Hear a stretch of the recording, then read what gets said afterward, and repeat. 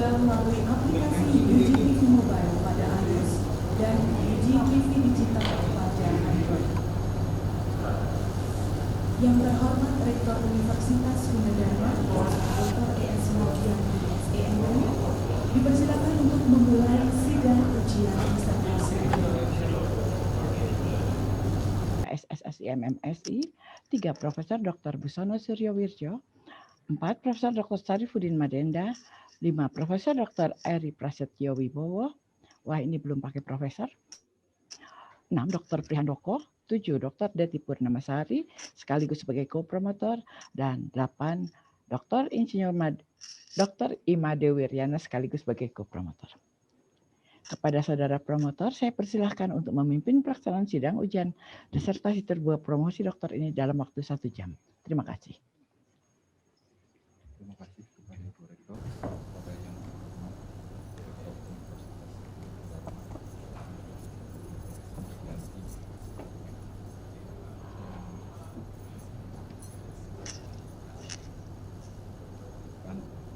saya untuk memimpin sidang ujian disertasi promosi doktor ini.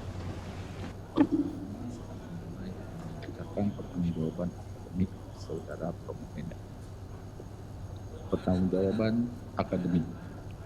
Bersama ini kami sampaikan pertanggungjawaban akademik saudara Syamsi Ruhama, nomor pokok mahasiswa 992 13 740 dalam penulisan disertasi dengan judul Similarity Multilevel Ontology Basis Data Intensif Natural Language Processing.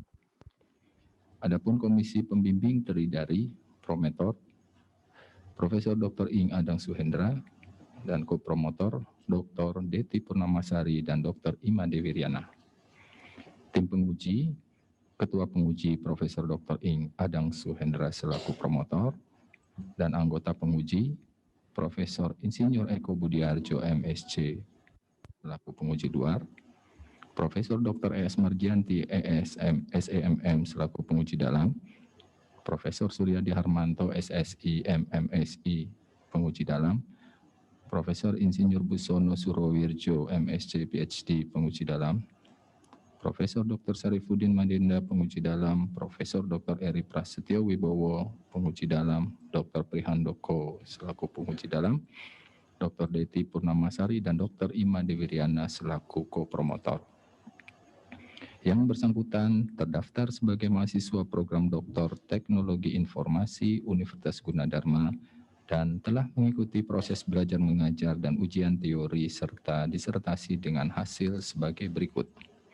1. Telah menyelesaikan mata kuliah teori, disertasi 1 dan disertasi 2 dengan IPK 3,57. 2. Ujian disertasi sebagai berikut. A. Telah lulus ujian kualifikasi pada Desember 2015. B. Lulus sidang ujian disertasi tertutup pada 10 September 2020. 3. Salinan kartu hasil studi terlampir. Demikianlah pertanggungjawaban akademik ini kami sampaikan. Sekretaris Program Profesor Dr. Eri Prasetyo Wibowo. Baik, untuk selanjutnya saya akan tanya dulu kepada saudara promovenda bagaimana, apakah sudah siap untuk memberikan presentasi? Sudah? Oke, baik, kalau memang sudah siap, dipersilakan untuk memberikan presentasinya terkait dengan penjelasan secara singkat dan jelas. Ya, diberi waktu 15 menit. Waktu dipersilakan.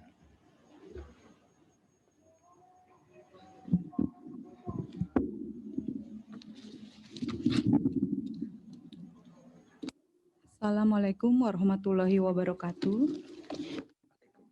Yang saya hormati Bapak dan Ibu penguji, dan terima kasih kepada Bapak Ibu penguji.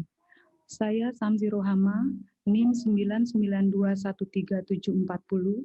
Perkenankan saya mempresentasikan disertasi saya yang berjudul Similarity Multilevel Ontology berbasis data intensif Natural Language Processing. Di bawah bimbingan promotor Profesor Dr. Ing Adang Suhendra, co-promotor Dr. Deti Purnamasari, dan Dr. Renat Imade Wiryana.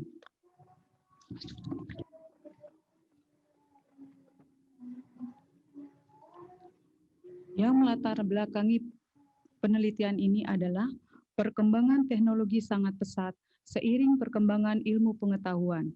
DSS merupakan salah satu bagian dari perkembangan kemajuan teknologi dan bisa untuk mendukung pengambilan keputusan.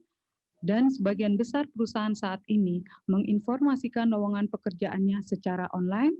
Kompetensi dan okupasi yang disebutkan pada informasi lowongan tersebut masih belum sesuai. Tenaga dalam bidang teknologi informasi dan komunikasi yang kompeten ketersediaannya sangat dibutuhkan saat ini karena dipengaruhi oleh perkembangan teknologi.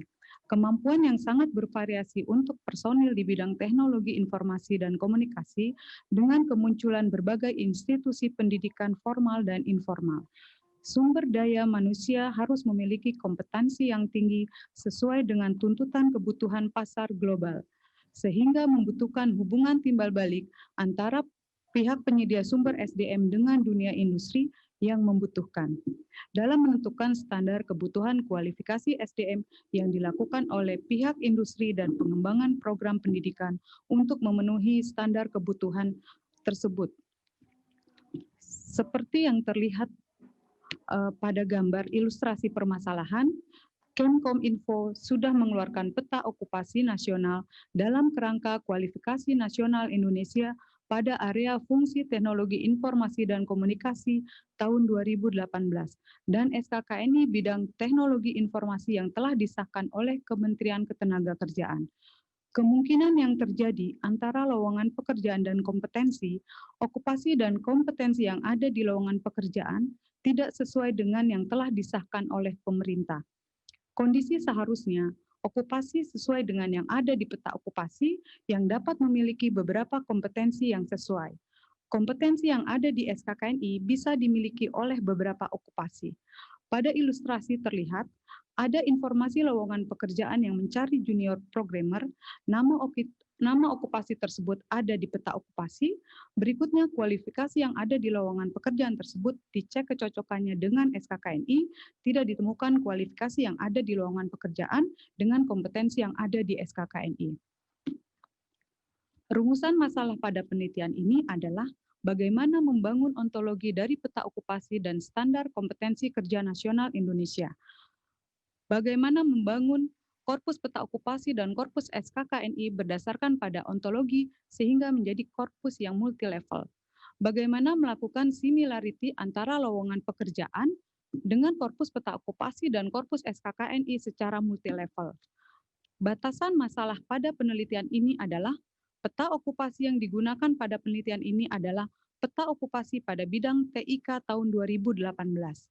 SKKNI yang digunakan adalah SKKNI yang telah disahkan oleh Kementerian Ketenagakerjaan tahun 2012 sampai dengan tahun 2020. Okupasi yang digunakan adalah okupasi yang memiliki persyaratan kompetensi yang mengacu pada SKKNI yang telah disahkan. Secara khusus, tujuan pada penelitian ini adalah membangun ontologi dari peta okupasi dan SKKNI sehingga dapat digunakan sebagai format yang lebih tepat dalam penulisan peta okupasi dan SKKNI. Mendapatkan metode untuk membangun korpus peta okupasi dan korpus SKKNI secara otomatis dari dokumen peta okupasi dan dokumen SKKNI. Korpus ini akan digunakan dalam metode similarity multilevel. Mengembangkan metode similarity dengan pendekatan similarity yang memanfaatkan korpus yang telah dihasilkan dan merupakan metode similarity multilevel yang disebut sebagai composite similarity. Kontribusi pada penelitian ini untuk kontribusi ilmiah menghasilkan konsep ontologi dari peta okupasi dan SKKNI, menghasilkan metode untuk membangun korpus peta okupasi dan korpus SKKNI, menghasilkan metode similarity dari informasi lowongan pekerjaan dengan peta okupasi yang disebut composite similarity. Untuk kontribusi praktis bagi masyarakat, menghasilkan korpus peta okupasi dan korpus SKKNI yang dapat digunakan oleh lembaga pembuat sebagai acuan otomatis untuk peta okupasi dan SKKNI. Membantu perusahaan penyedia tenaga kerja untuk mencari staf yang sesuai dengan kompetensi yang dibutuhkan perusahaan. Dapat digunakan oleh penyusun SKKNI untuk melakukan pengecekan suatu kompetensi yang sudah pernah disusun atau belum pernah disusun. Penelitian terkait yang pernah dilakukan adalah Taihua dan teman-teman pada tahun 2018 menggunakan metode word to fact untuk mengukur kesamaan. Adrian Sanborn dan teman-teman pada tahun 2015 mengidentifikasi kesamaan semantik menggunakan metode deep learning dengan model jaringan saraf berulang dan jaringan saraf rekursif. Sugiamta pada tahun 2015 mencari kesamaan dokumen yang diukur dengan metode quotient similarity dan diklasifikasikan menggunakan algoritma single pass clustering. Sahroni Wahyu Iriananda dan teman-teman pada tahun 2018 mengidentifikasi dan mengevaluasi kemiripan teks menggunakan metode TF-IDF-ICF dan quotient similarity. Metode penelitian ini terdiri dari 3 tahapan penelitian. Yang pertama, membangun ontologi, membangun korpus, metode pengukuran similarity. Tahapan detail yang dilakukan pada penelitian ini adalah identifikasi domain, mendapatkan konsep ontologi, merepresentasikan ontologi ke XSD dan XML, membangun korpus similarity. Pada proses manual yang dilakukan adalah melakukan telaah dokumen peta okupasi dan dokumen SKKNI. Didapatkan elemen dari dokumen peta okupasi dan dokumen SKKNI. Lalu elemen tersebut dibuat relasi antar elemennya. Pada proses semi otomatis yang dilakukan adalah proses manualnya pada saat mengawali representasi ontologi dengan tools, proses otomatisnya saat implementasi konsep ontologi menjadi XSD. Pada proses otomatis yang dilakukan adalah membangun XSD dan XML. Dari XSD dan XML dapat dibangun korpus okupasi dan korpus SKKNI yang akan digunakan untuk melakukan similarity. Ini adalah tahapan membangun ontologi. Dari identifikasi domain akan mendapatkan elemen. Elemen yang didapatkan dari peta okupasi adalah level KKNI, domain TIK, nomor okupasi, nama okupasi, kompetensi, kode unit, nama unit, dan kode jenis. Elemen yang didapatkan dari SKKNI adalah tahun SKKNI, bidang SKKNI, subbidang SKKNI, nomor SKKNI, unit kompetensi, kode unit, judul unit, elemen kompetensi, dan kriteria unjuk kerja. Dari elemen yang sudah didapatkan, lalu dibuat relasi antara elemennya, sehingga didapatkan konsep ontologi. Konsep ontologi tersebut direpresentasikan dengan tools. Berdasarkan konsep ontologi pada peta okupasi dan SKKNI, maka dibangun XSD-nya. Selanjutnya, dengan XSD tersebut dapat dibangun XML-nya. Berikut adalah visualisasi struktur XSD dan struktur XML dari peta okupasi dan SKKNI. Data yang mengisi korpus dan direpresentasikan dengan XML disimpan di dalam BaseX. Dokumennya diubah ke bentuk format XML menggunakan XSLT. Berikut adalah visualisasi XLT untuk dokumen peta okupasi dan dokumen SKKNI. Korpus yang dibangun adalah korpus okupasi yang berisikan nama okupasi dengan jumlah data 494. Untuk korpus SKKNI yang berisikan unit kompetensi, elemen kompetensi, dan kriteria unjuk kerja dari dokumen SKKNI yang ada pada korpus adalah 25 dokumen SKKNI bidang TIK dengan jumlah data 12.312. Korpus server ini terdiri dari korpus peta okupasi dan korpus SKKNI. Korpus pada penelitian ini dikembangkan berdasarkan pada ontologi yang direpresentasikan ke XSD dan XML. Korpus server untuk peta okupasi yang dihasilkan berdasarkan pada level ontologi adalah 2 korpus, yaitu korpus CO1 untuk level 1 dari ontologi dan korpus CO2 untuk level 2 dari ontologi okupasi. Korpus server untuk SKKNI yang dihasilkan berdasarkan pada level ontologi adalah 4 korpus, yaitu korpus CS1 untuk level 1 dari ontologi, SKKNI, korpus CS2 untuk level 2 dari SKKNI, korpus CS3 untuk level 3 dari SKKNI, dan korpus CS4 untuk level 4 dari SKKNI.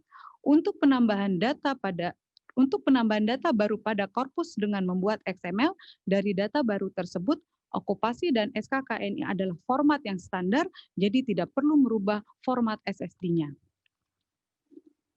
Ini adalah tampilan korpus peta okupasi yang terdiri dari dua korpus peta okupasi, yaitu korpus CO1 dan korpus CO2. Dan untuk korpus SKKNI terdiri dari 4 korpus, yaitu korpus CS1, korpus CS2, korpus CS3, dan korpus CS4. Korpus peta okupasi dan SKKNI ini dapat diakses di http://ugkorpus.online. Pada gambar, tampak ada lowongan pekerjaan, lalu lowongan pekerjaan tersebut diekstrak, setelah itu dengan menggunakan korpus yang sudah ada dilakukan similarity. Metode similarity dilakukan secara multilevel pada korpus. Similarity yang didapatkan membentuk kompos similarity yang dihasilkan berdasarkan pencarian similarity. Dari korpus multilevel, untuk memperkirakan suatu lowongan pekerjaan dapat diisi oleh okupasi dan spesifikasi lowongan pekerjaan tersebut apakah sudah tepat. Lowongan pekerjaan diekstrak lalu dicari similarity-nya dengan korpus peta okupasi CO1 dan CO2. Selanjutnya, dilakukan similarity dengan korpus SKKNI yang menjadi kompos similarity. Tahapan untuk mendapatkan kompos similarity, data teks diubah menjadi vektor dengan menggunakan metode doc2vec. Vektornya digunakan untuk mencari similarity dengan menggunakan metode cosinus similarity. Hasil similarity-nya digunakan untuk pencocokan pada level lain. Kombinasi hasil similarity dari masing-masing level menjadi kompos similarity. Nama pekerjaan yang ada di informasi lowongan pekerjaan dicari similarity-nya ke korpus okupasi, akan didapatkan hasil similarity-nya. Persyaratan yang ada di lowongan pekerjaan akan dicari similarity-nya ke korpus SKKNI dan didapatkan hasil similarity-nya. Algoritma pada penelitian ini ada dua, yaitu algoritma peta okupasi dan algoritma SKKNI. Pelaksanaan validasi kepada pakar dilakukan secara daring, yaitu melalui media Google Meet dan formulir validasi yang diisi oleh pakar. Pakar yang dipilih adalah mewakili penyusun SKKNI, pengelola uji sertifikasi, dan Kementerian Teknis, yaitu Kemkominfo Republik Indonesia. Ini adalah gambaran secara keseluruhan dari penelitian ini. Pertama yang dilakukan adalah telaah dokumen peta okupasi dan dokumen SKKNI. Didapatkan elemen dan dicari relasi dari elemen tersebut. Relasi elemen tersebut direpresentasikan ke ontologi dengan menggunakan tools. Ontologi yang dihasilkan adalah ontologi multilevel. Kemudian dibangun XSD lalu direpresentasikan dengan XML dan disimpan di dalam BaseX. Dokumennya diubah ke bentuk format XML menggunakan XSLT. Korpus yang dihasilkan adalah korpus okupasi dan korpus SKKNI. Korpus tersebut dilakukan pengukuran similarity dengan lowongan pekerjaan TIK dan non-TIK. Pengujian dilakukan pada lowongan pekerjaan di bidang TIK dan non-TIK. Hasil pengujian similarity untuk lowongan pekerjaan bidang TIK didapatkan rata-rata 82,1%. Berdasarkan validasi pakar, 82,1% dapat dikatakan similar antara lowongan pekerjaan okupasi TIK dengan korpus. Penelitian ini juga menghitung waktu yang dibutuhkan untuk pelatihan dan load model. Dengan jumlah data 8.772, pelatihan dengan mesin DGX1 122 detik, dengan i7 663 detik. Kesimpulan dari penelitian ini adalah metode similarity dilakukan pada teks yang berasal dari lowongan pekerjaan dengan korpus yang telah dibangun pada penelitian ini. Ontologi dibangun untuk peta okupasi dan SKKNI. Korpus server yang telah dihasilkan pada penelitian ini berdasarkan pada konsep ontologi yang dikembangkan. Korpus server dan korpus okupasi ada 2 korpus okupasi dan 4 korpus SKKNI dengan jumlah data pada semua korpus adalah 12.812. Metode similarity dilakukan pada multilevel, diawali pengubahan teks menjadi vektor dengan doc2vec. Kemudian digunakan cosinus similarity. Similarity dilakukan berulang berdasarkan pada level dari korpus peta okupasi dan korpus SKKNI. Pengujian metode kompos similarity menggunakan mesin DGX1, hasil pengujian didapatkan validasi validasi dengan nilai rata-rata 82,1%. Waktu pelatihan dan load metode dengan i7 untuk jumlah data 8.772 adalah 633 detik, dengan mesin DGX1 83 detik. Saran dari penelitian ini adalah metode composite similarity ini dapat dikembangkan dengan mengotomatisasi pemberian bobot pada perhitungan composite similarity. Konsep ontologi pada penelitian ini dapat digunakan untuk okupasi selain bidang TIK. Korpus server yang dihasilkan pada penelitian sejenis dapat digunakan pada penelitian sejenis untuk mendapatkan similarity. Metode composite similarity dapat dikombinasikan dengan deep learning untuk membuat suatu model yang bisa menghasilkan bobot similarity. Demikianlah presentasi dari saya. Assalamualaikum warahmatullahi wabarakatuh. Waalaikumsalam warahmatullahi wabarakatuh. Terima kasih kepada Saudara Promovenda atas penjelasannya, sudah menggunakan 15 menit ya. Oke, baik, selanjutnya saya persilakan kepada para penguji untuk mengajukan pertanyaan, saran, dan ataupun sanggahan. Yang pertama, saya berikan kesempatan kepada penguji luar, Bapak Profesor Insinyur Eko Budi Harjo, MSc. Persilakan, Prof.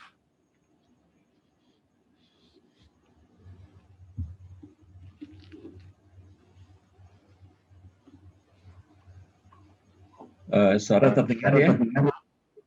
Dengar, Prof. Aman, Prof. Oke. Baik, Assalamualaikum warahmatullahi wabarakatuh. Waalaikumsalam warahmatullahi wabarakatuh. Saudari Promovenda Samsi Rohana,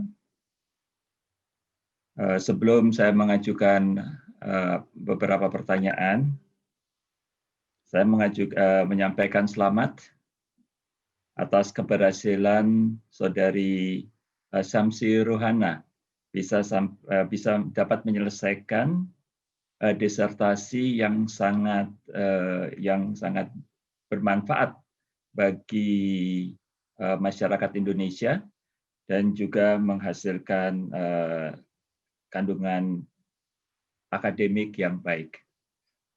Dan saya juga mengucapkan selamat juga kepada para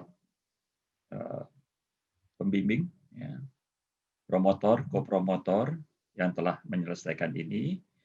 Dan terima kasih juga kepada Ibu Rektor yang telah mengundang saya untuk sebagai penguji di dalam acara dalam sidang ini.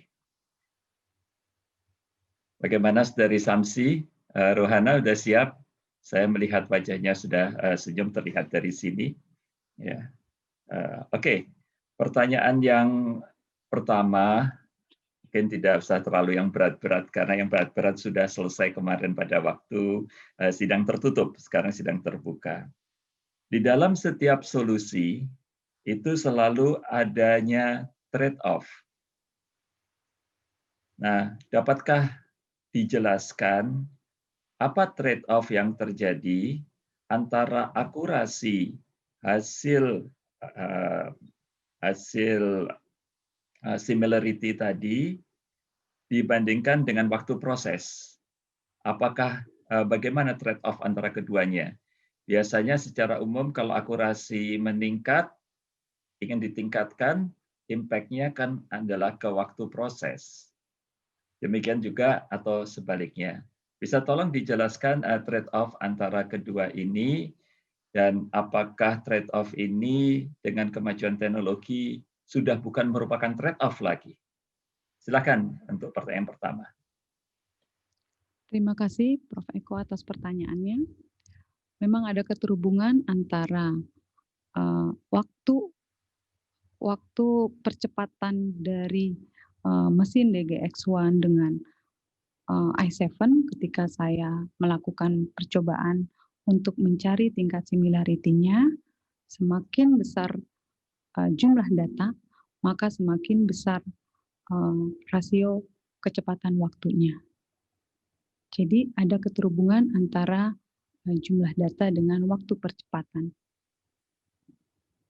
Kalau dengan akurasi daripada proses similarity-nya itu hasil daripada similarity-nya.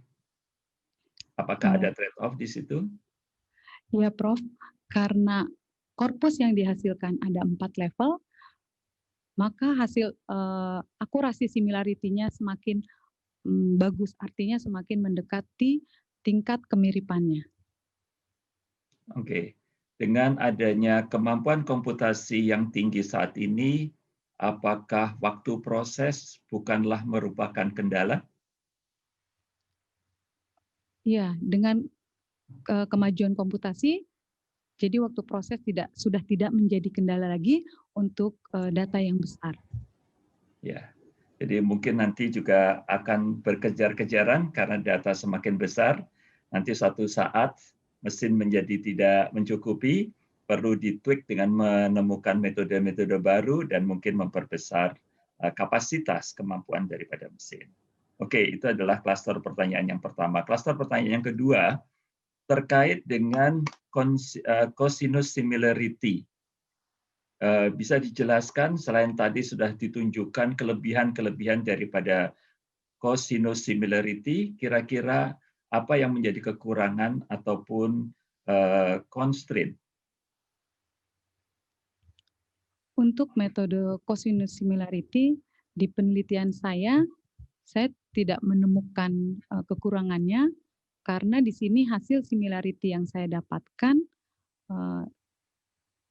antara korpus okupasi dan korpus SKKNI dengan informasi lowongan benar-benar sesuai dengan yang saya implementasikan itu menghasilkan output yang sesuai. Artinya ketika okupasi yang ada di informasi lowongan pekerjaan dicari similarities-nya di korpus okupasi, hasil dari similarity okupasi tersebut rata-rata 98 sampai 99% tingkat kemiripannya. Oke, jadi 98 sampai 99%. Kalau Ya. di dalam, ya betul ya? Iya, Prof. Ya, kalau di dalam dunia aplikasi kebermanfaatan, hal di 98 sampai 99 itu sudah memenuhi harapan daripada di sisi praktikal. Tetapi mungkin juga dari sisi akademik, dari segi riset, tentunya hal ini bukanlah merupakan sesuatu yang sangat bukanlah merupakan sesuatu yang tidak bisa diimprove, tetapi bisa diimprove tentunya di dalam penelitian-penelitian mendatang, kecuali sejalan dengan besarnya data. Oke, itu yang mengenai yang klaster pertanyaan yang ketiga. Ya, yang ketiga adalah terkait dengan korpus. Tadi yang dinyatakan dihasilkan 2 korpus terkait dengan peta okupasi informatika dan 4 korpus SKKNI. Nah, yang ingin saya tanyakan di sini pertama adalah mengapa dari satu peta okupasi itu menjadi 2 korpus? Ada pertimbangan apa ya? Berdasarkan peta okupasi, dari dokumen peta okupasi, setelah ditelaah dokumen, ternyata ada 2 level pada peta okupasi. Level pertama berisi nama okupasi, nomor okupasi, lalu level keduanya ada judul unit, ada kode jenis, dan judul unit dan kode jenis. Sehingga untuk menghasilkan tingkat similarity yang tinggi, jadi saya buat konsep ontologinya menjadi 2 level. Berdasarkan konsep ontologi tersebut, maka dihasilkan korpusnya juga 2. Begitu juga dengan KNI. Ya, Prof. Ya, lanjut dengan SKKNI. Ya, saya juga ingin menanyakan, silakan dilanjutkan. Mengapa jadi 4? Hasil dari telaah dokumen SKKNI, di situ juga saya menghasilkan konsep ontologinya 4 level, sehingga korpus yang dihasilkan pun menjadi 4. Karena penelitian yang pernah saya baca dengan menggunakan pencarian hanya lewat 1 level, hasil tingkat similarity-nya kurang optimal dibandingkan dengan similarity yang saya lakukan melalui lewat 4 level. Baik, di dalam peta okupasi yang telah resmi dimiliki oleh Indonesia, peta okupasi informatika bukanlah satu-satunya. Ada juga saya ambil contoh peta okupasi di bidang telekomunikasi. Apabila hasil penelitian yang Saudari Syamsi Ruhana selesaikan ini ingin diterapkan untuk bidang okupasi yang lainnya, tentunya SKKNI-nya juga yang lainnya. Saya ambil contoh yang paling dekat aja telekomunikasi. Apakah yang harus dilakukan untuk dapat untuk peta okupasi telekomunikasi? Baik, Prof. Karena format okupasi dan format SKKNI itu sama, maka konsep ontologi dan korpus ini bisa digunakan untuk bidang di luar TIK. Oke, jadi syaratnya selama format itu sama, maka itu bisa dipergunakan. Dan apakah itu akan menjadi kesatuan korpus, ataukah korpusnya akan berbeda-beda tergantung dari peta okupasinya? Menurut saya lebih baik mungkin dibedakan berdasarkan bidangnya, bidang pendidikannya. Ya, karena kita juga menghadapi satu situasi kondisi di mana bidang telekomunikasi dan bidang informatika itu ada keterkaitan yang sangat erat sekali. Ya. Terus kemudian dan kita ambil contoh di bidang networking. Itu ada keterkaitan erat. Nah, apabila memang ini dipisahkan dalam korpus-korpus yang berbeda, apakah ada kesulitan tidak di dalam menerapkan metode similarity yang diajukan untuk okupasi yang berada di dalam irisan antara kedua peta okupasi tersebut? Baik, Prof. Tidak ada kesulitan karena konsep ontologi yang saya bangun serta korpus yang dihasilkan sudah sesuai dengan format yang disahkan pemerintah. Artinya, bidang selain TIK bisa yang disahkan juga oleh pemerintah, artinya bisa menggunakan konsep ontologi dan korpus yang telah saya bangun. Mungkin untuk kedepannya bisa dibangun sebuah korpus yang sangat besar, kumpulan dari seluruh okupasi semua bidang dan seluruh SKKNI semua bidang. Yang nanti mungkin bermanfaat bagi tim perumus SKKNI untuk menjadi satu acuan apakah okupasi dan SKKNI tersebut pernah dibangun atau belum. Baik, ya. Jadi saya akan menutup series pertanyaan ini dengan sebuah harapan. Ya. Dan harapan ini saya sampaikan bukan hanya saya sebagai akademisi, tetapi juga yang banyak berkesimpung di lapangan, apalagi dengan posisi di dalam ikatan profesi, IKIN, ya.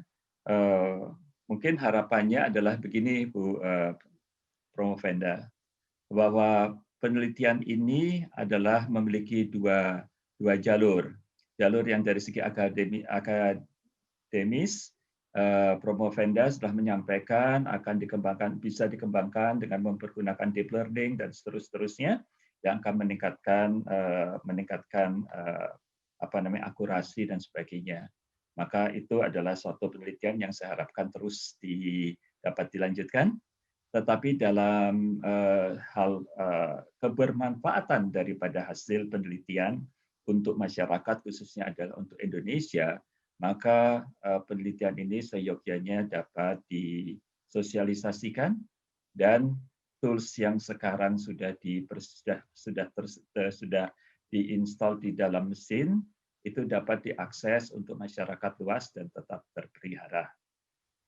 Dan sebagai penutup juga saya ingin sampaikan juga kepada para promotor dan khususnya kepada Ibu Rektor Universitas Gunadarma, saya sangat berharap bahwa hasil penelitian ini akan dikembangkan menjadi suatu penelitian yang menjadi suatu sarana yang besar yang menjadi pengabdian masyarakat bagi Universitas Gunadarma, di mana sistem komputer DGX-1 khususnya yang ada sebagai bagian daripada AI inisiatif yang dilakukan oleh Gunadarma, layanan ini akan dapat mengadopsi atau menerapkan hasil penelitian Promovenda untuk dapat dipergunakan oleh masyarakat luas, sehingga saya membayangkan once upon a day gitu, apabila para pencari kerja atau employer dapat mempergunakan ini untuk merumuskan okupasi-okupasi yang diperlukan. Saya rasa itu yang dapat saya sampaikan pada kesempatan kali ini. Terima kasih atas kesempatannya. Sekali lagi sukses untuk Saudari Syamsi Ruhana. Wabillahi taufiq wal hidayah. Wassalamualaikum warahmatullahi wabarakatuh.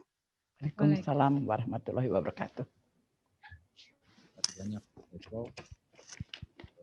masukan-masukan dan harapannya ya, insyaallah ini dari Universitas Gunadarma ya, mencoba juga nanti bisa hasil penelitian bisa kita buka untuk seluruh masyarakat di Indonesia ya, karena kita ketahui DGX-1 ini tadi juga bisa saja di sini berlanjut ya Promovenda ya, yaitu kita nanti bisa menguji efisiensinya, jadi bagaimana sumber daya yang kita gunakan bisa secara efektif ya untuk bisa mengurangi waktu yang dibutuhkan ya, karena data semakin lama semakin bertambah. Baik, terima kasih sekali lagi. Selanjutnya saya persilakan kepada Ibu Profesor Dr. E.S. Margianti, SEMM, untuk mengajukan pertanyaan ataupun usulan perbaikan. Silakan. Baik, terima kasih Bapak Pimpinan Sidang. Saudara Promovenda, suara saya bisa didengar? Bisa, Bu. Baik, terima kasih. Pertama saya ingin merespon dulu saran dari Bapak penguji luar. Sangat saya hargai kepedulian Bapak Ketua Umum IPKIN dalam hal ini, dan sebetulnya harapannya itu sudah menjadi kenyataan karena saat ini melalui Bapak Dirjen Dikti sudah dibentuk konsorsium khusus untuk artificial intelligence, dan di situ kelihatannya nantinya pengembangannya itu didasari dengan pengembangan secara serentak ke seluruh Indonesia dengan memanfaatkan beberapa fasilitas, terutamanya DGX ini bekerja sama dengan beberapa perguruan tinggi yang sudah memiliki, dan juga kalau tidak salah juga perguruan tinggi yang sudah memiliki fasilitas telekomunikasi yang sangat mumpuni. Jadi kelihatannya kita tinggal melalui IPKIN, melalui Aptikom, tinggal mengawal, kalau memang sudah siap tinggal kita perkaya dengan berbagai ide.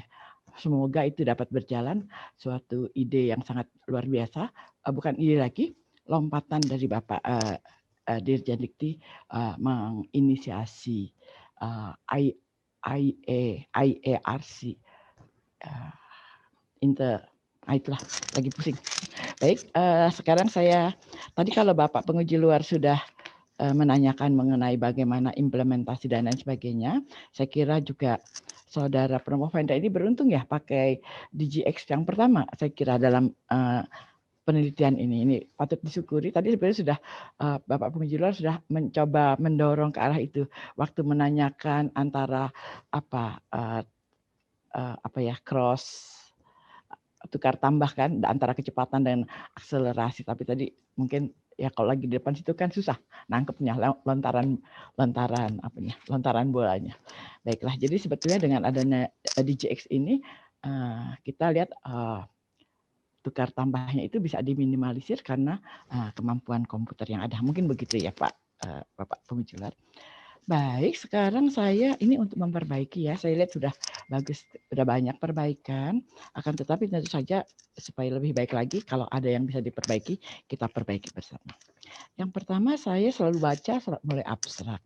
Abstrak ini enak sekali dibacanya, tapi waktu dia mengalir bagus gitu.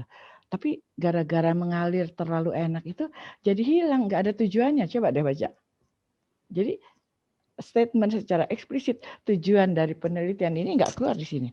Jadi bikin mengenai okupasi, kemudian alinea kedua permasalahan tersebut dapat diselesaikan dengan bla bla bla. Terus udah gitu, tahu jadi korpus. Jadi ngapain? Ya, jadi tujuan secara eksplisit disertasi ini harus disampaikan di mana di abstrak. Baik. Nah, tadi juga saya mendengar ada komparasi antara DGX1 dengan I7 ya. Nah, itu Betul. juga di sini sebetulnya di abstrak sudah disampaikan bahwa hasil pelatihan metode dengan DGX ini 83 di abstrak ini sudah disampaikan, tapi kan tidak lengkap. Jadi mungkin tambah juga yang I7-nya itu jadi kelihatan komparasinya sayang. Karena secara presentasi disampaikan, tahunya di abstrak cuma keluar 83 detik.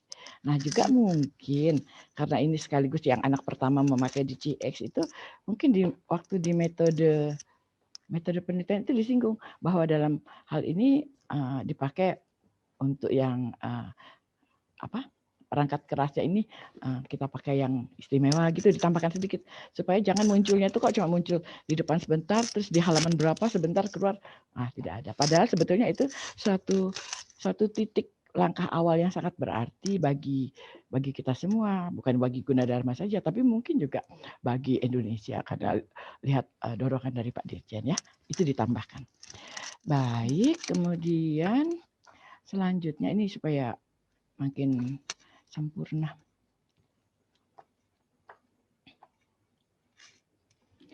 Baik, untuk ditelaah pustaka. Di latar belakang. Di latar belakang ini kan saudara banyak ini seperti mengarah kepada riset yang kan tadi kalau kita inginkan kan yang ada berlatar belakang akademik ya. Padahal saudara di belakang tuh banyak menulis mengenai penelitian terdahulu yang berhubungan. Nah ini disinggung dulu di pendahuluan. Nanti ditambahkan perbaikannya bahwa juga di pendahuluan ini ada penelitian kan banyak sekali di belakang tuh di halaman berapa. Ditambahkan sedikit-sedikit dan juga di bab 2-nya di landas teori itu ditambahkan juga mengenai di telaah pustaka itu ditambahkan juga mengenai penelitian terdahulu, mungkin juga sudah sebetulnya untuk di bab 2. Baik, itu mengenai tambahan ya untuk bab 1. Kemudian selanjutnya waktu saya baca tujuan penelitian. Tujuan penelitian ini membangun bla bla.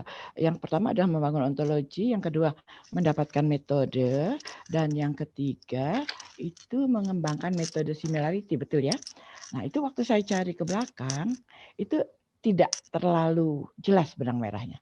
Karena ditambah bunga-bunga kata. Nah, itu tolong diperjelas bahwa yang pertama telah berhasil dibangun ontologi bla bla ini. Kemudian yang kedua telah mendapatkan metode gitu kan. Kalau memang tujuannya ini. Nanti dipertimbangkan lagi aja. Karena apakah mau lebih emphasize kepada permasalahan yang ada ataukah kepada tujuan. Nah, tapi biasanya kan kalau di sebuah disertasi itu ya tujuan penelitiannya itu harus ada benang merah secara nyata kepada kesimpulan dan saran. Baik, and then ditelaah pustaka. Nah, NLP ini apa sih ya NLP? Natural Language Processing. Ya, adalah bahasa alami, ini ada di dua sebagai salah satu bidang ilmu artificial intelligence. Jadi dia ini merupakan bagian dari artificial intelligence ya, pendalaman atau pengembangan. Baik, terus artificial intelligence itu bagian dari apa? Bidang ilmunya lagi, pohon ilmunya. Ilmu dari artificial intelligence itu pemrograman. Enggak, pohon ilmu yang besarnya. Kan IT kan? Iya betul Bu. Jadi kalau begitu kita dalam disertasi ini kita harus tidak boleh lupa kacang pada kulitnya. Masa tahu nongol NLP gitu. NLP kan bahasa aja tuh. Jadi Anda harus membuka dengan bidang ilmu. Katakan tidak usah terlalu jauh dari TIK, mungkin sudah terlalu jauh ya. sekarang kan yang lagi boom dan memang menjadi luar biasa untuk bidang AI ini, segala macam bisa dilakukan. Mungkin cukup nanti yang kedua juga sore itu dia mulai dengan AI, saya bisa setuju. Tapi kok dari NLP doang kok nanti jadi Anda memang berguna ini jari telunjuknya, tapi Anda hanya cuma oprek-oprek di ujung telunjuknya. Kalau tangannya pergelangannya ya, nah tambah ya di telaah pustakanya supaya jadi bagus. Baik. Nah ini jadi nanti kalau gitu seperti di sini kan Anda saudara membuat NLP, tapi saya waktu mencari apa sih sebetulnya NLP itu, nah itu kita harus dapat memberikan definisi secara jelas NLP itu apa menurut Promovenda, menurut disertasi ini. Gunanya apa? Gunanya nanti kalau mau disitasi oleh adik-adik saudara itu bisa langsung menurut ini. Nah ini kalau mau disitasi jadi nggak ketemu. Ini juga seperti katakan ada web semantik atau katakan ya semantik web itu Anda cuma ambil penjelasan dari si Bernes. Nah itu mana yang dari kita yang nah itu kalau semua yang di besar di blok di bold itu kita keluarkan definisinya, itu sumbangannya luar biasa dan itu selama dipakai oleh orang kita dapat pahalanya, nama kita keluar juga, pahalanya juga kita dapat. Bismillah ya. Jadi nanti tolong apa itu yang menurut saudara, karena ini akan berguna untuk citasi adik-adik saudara semua. Baik, jadi itu yang tadi saya mintakan. Kemudian tambahan mengenai bahwa dipakai, mungkin sedikit uraian mengenai DGX juga gak ada salahnya, karena itu kan juga belinya karena gara-gara itu aja. Itu ditambahkan entah di bagian mana, karena pada presentasi juga disampaikan secara khusus bahwa ternyata dengan kemampuan komputer yang khusus ini beberapa masalah sekaligus dapat teratasi. Malah mungkin tadi Dream-nya kan membuat sebuah korpus yang sudah integrated untuk beberapa yang banyak irisannya, itu kita bisa dimungkinkan saja dengan adanya superkomputer. Baik, kemudian nah ini di sarannya nanti tolong ditambah ya. Maksud sarannya dikit. Jadi mungkin ada beberapa kesulitan, nah itu kita bisa bahas di sini. Yang penting apa yang mau ditampilkan di saran ini sudah dimunculkan sekilas di depan. Nah itu akan worth it untuk ditampilkan di saran. Baik, demikian Bapak Pimpinan Sidang. Makasih. Assalamualaikum warahmatullahi wabarakatuh. Assalamualaikum warahmatullahi wabarakatuh. Terima kasih kepada Ibu Profesor Daes Mardianti, SMM. Ya, jadi tadi ya sudah dicatat ya, saudara Promovenda, perbaikan-perbaikannya, serta tadi bagaimana kita perlu menonjolkan lagi mesin DGX1-nya itu. Ya, jadi artinya akurasi itu kan dimungkinkan lebih baik, better and better apabila knowledge-nya banyak ya, berarti datanya banyak. Jadi DGX1 ini bisa mendukung dengan kemampuan kecepatannya, sehingga mampu untuk memproses data dengan ukuran yang besar. Ya, mungkin itu perlu ditonjolkan lagi ya. Oke, baik, terima kasih kepada Ibu. Selanjutnya diberi kesempatan kepada Prof. Suryadi Harmanto yang pada kesempatan ini akan dibacakan oleh Bapak Profesor Eri. Silakan, Prof. Ya, terima kasih Profesor Adang. Ya, ada 2 pertanyaan, mohon dijawab ya, Saudara Promovenda. Setiap pertanyaan langsung dijawab gitu ya. Baik, Prof. Yang pertama, apakah dasar pemikiran Promovenda dalam memilih judul penelitian disertasi ini? Ya, silakan dijawab. Saya memilih judul disertasi ini karena saya melihat informasi lowongan pekerjaan yang ada saat ini, informasi yang ada pada informasi lowongan pekerjaan yang disebutkan biasanya okupasi dan kualifikasi, itu tidak sesuai dengan okupasi dan kualifikasi yang ada di SKKNI yang telah disahkan oleh pemerintah, serta belum adanya korpus okupasi dan korpus SKKNI, sehingga saya memilih disertasi saya karena mengangkat masalah tersebut. Misalnya seperti apa itu yang tidak sesuai, itu mungkin perlu dijelaskan. Yang saya dapatkan ketika saya membaca informasi lowongan pekerjaan, biasanya ada nama okupasi dan kualifikasi yang disebutkan. Ketika saya cocokkan dengan dokumen yang ada di peta okupasi dan SKKNI, terkadang ada nama okupasi yang ada di informasi lowongan ada di dokumen peta okupasi. Tetapi kualifikasi dari okupasi tersebut ternyata tidak ada atau bahkan cuma ada beberapa yang sama.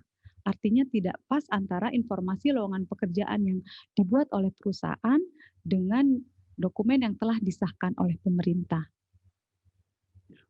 Baik, pertanyaan yang kedua.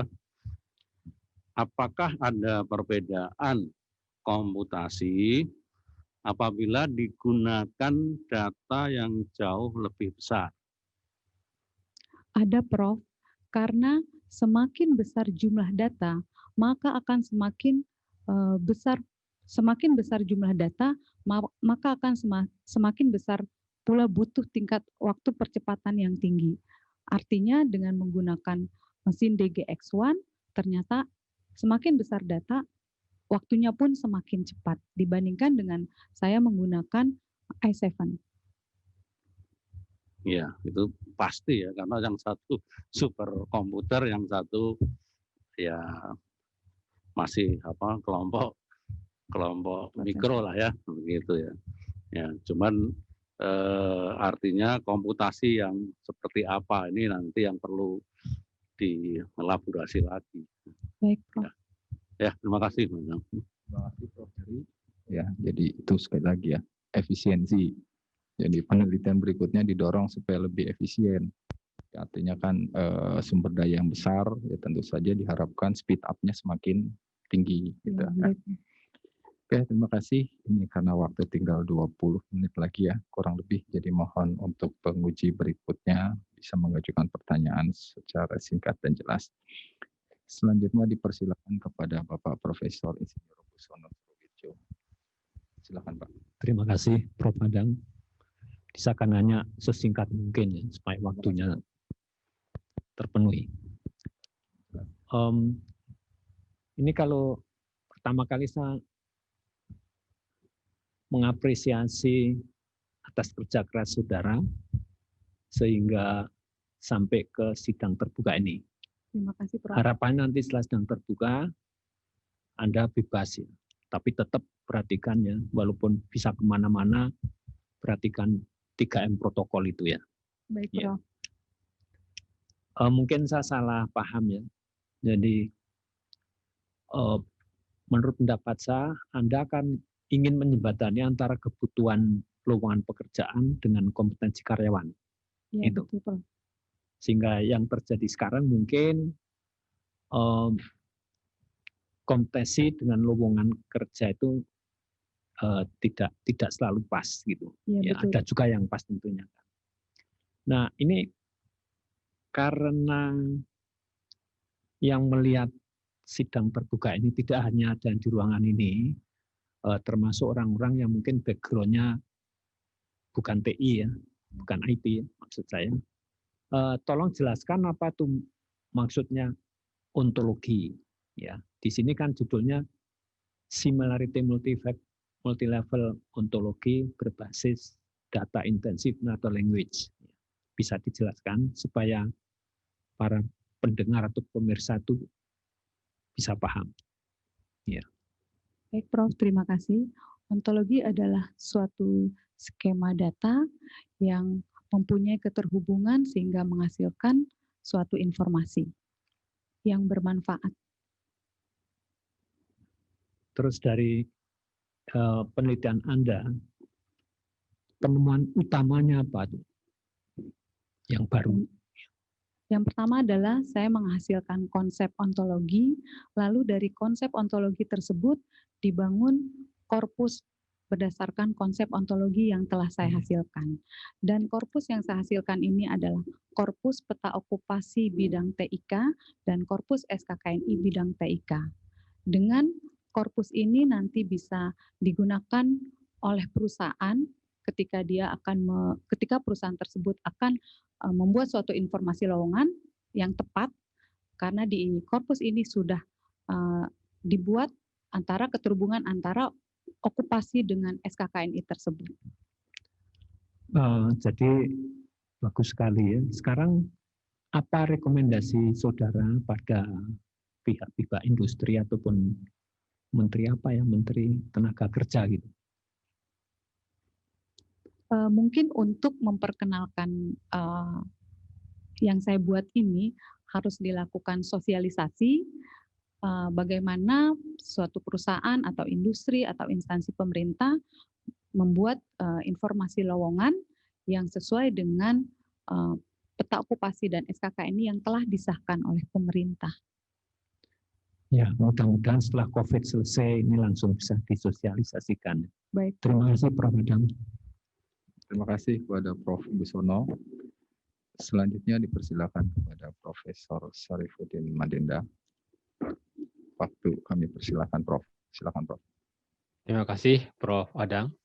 Saudara Promopenda, kedengaran suara saya? Ya, Prof. Kedengaran, Prof. Baik, terima kasih. Tadi sudah banyak pertanyaan-pertanyaan yang disampaikan, baik dari penguji luar, Prof. Eko, Ibu Rektor, Profesor Margianti, Prof. Suryadi, dan Prof. Busono. Ya, mungkin saya melanjutkan saja yang sudah ditanyakan, sekaligus untuk melakukan klarifikasi terhadap apa yang sudah saudara Promopenda lakukan.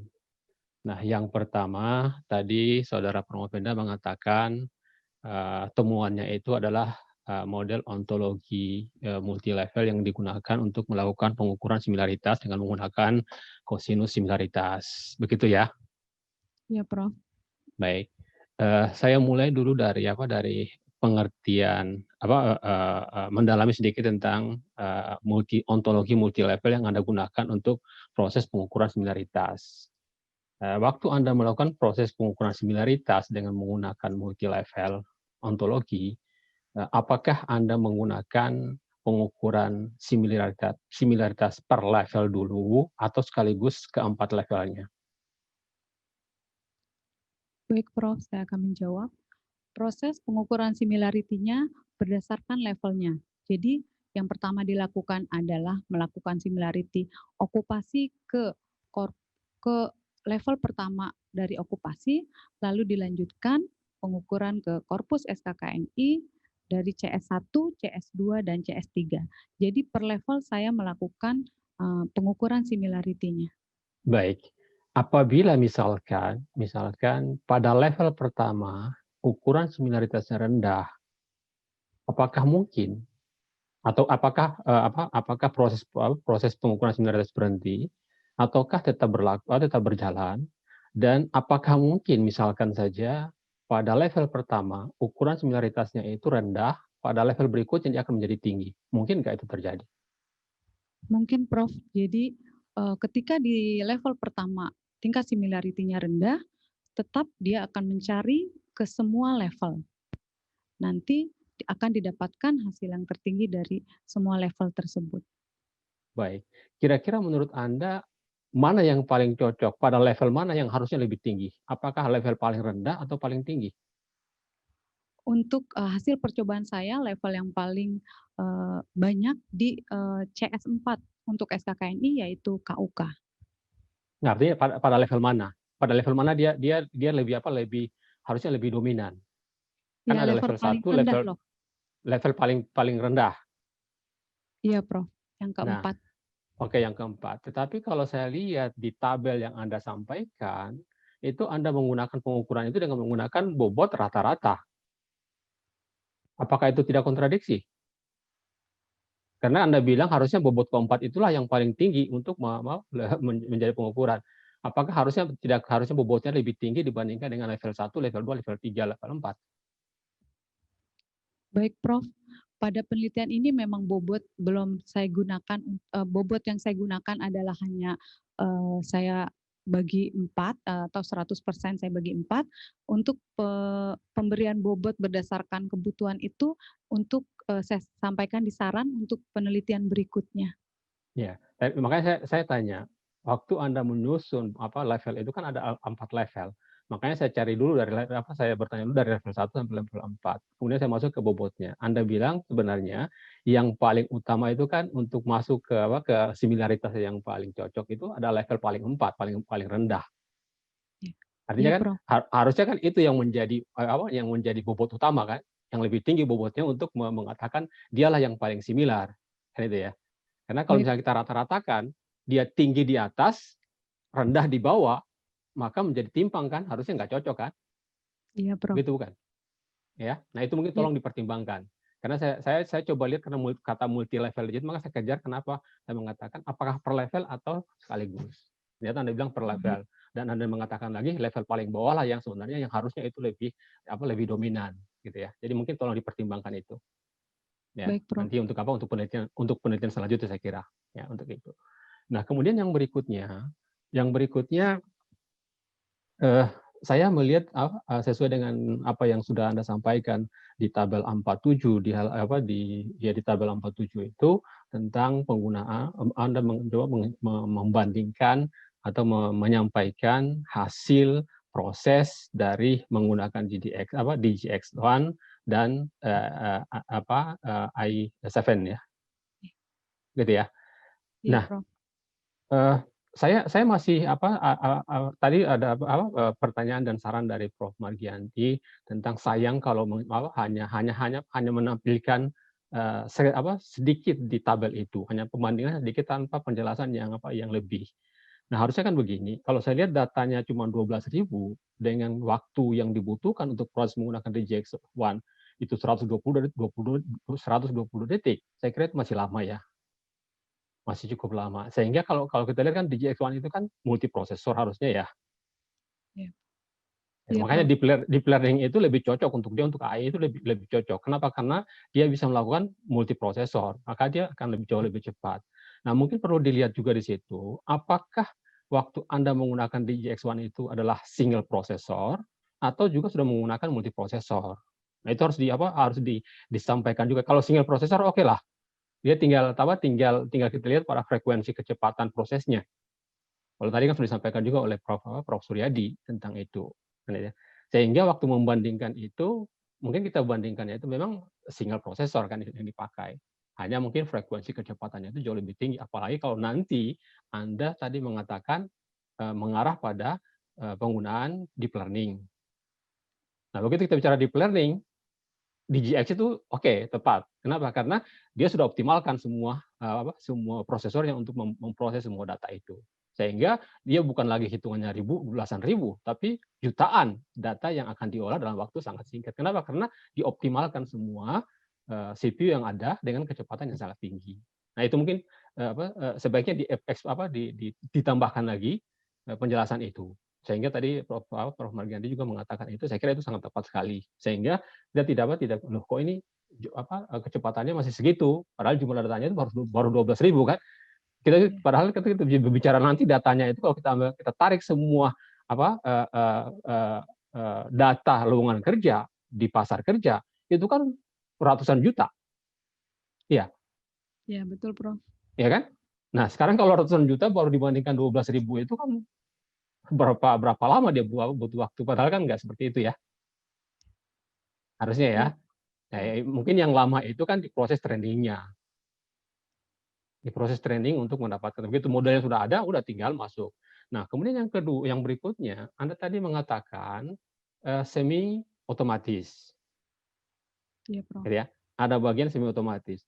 Kemudian Anda mengatakan waktu Anda mengatakan ini bisa dipakai oleh pihak industri, pihak prodi ataupun universitas untuk bisa memetakan kira-kira sejauh mana penyelenggaraan pendidikan di masing-masing itu setelah dipetakan dengan SKKNI dan peta okupasi ternyata belum cocok, sehingga itu kan bisa menjadi acuan untuk meninjau kembali, gitu ya.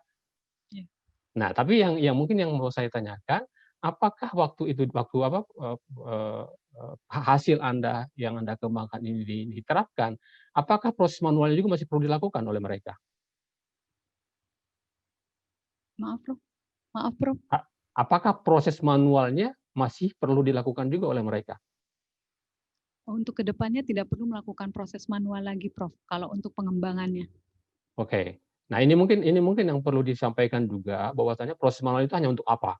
Sehingga waktu diterapkan nanti itu ya sudah tinggal menarik saja data yang sudah ada dari online, tinggal masuk diproses dengan menggunakan, misalkan ada beberapa proses yang digunakan, kemudian nanti tinggal hasilnya tinggal dipetakan saja, begitu ya? Begitu bukan? Iya. Oke, baik. Nah, saya kira hal seperti ini mungkin yang perlu dilihat kembali, sehingga waktu data-data yang Anda terapkan, yang Anda sampaikan di bab 4 itu bisa dijelaskan lebih jauh, ya, khususnya keterkaitannya dengan pengolahan data, ya.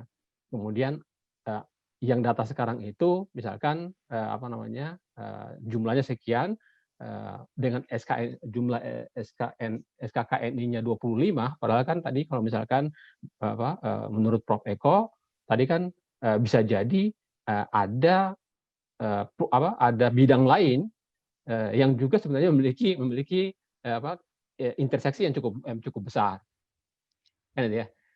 Nah, makanya itu saya tanyakan tadi, apakah dia kalau misalkan interseksi itu apakah dia di level atas atau kalau level bawah ngelihatnya.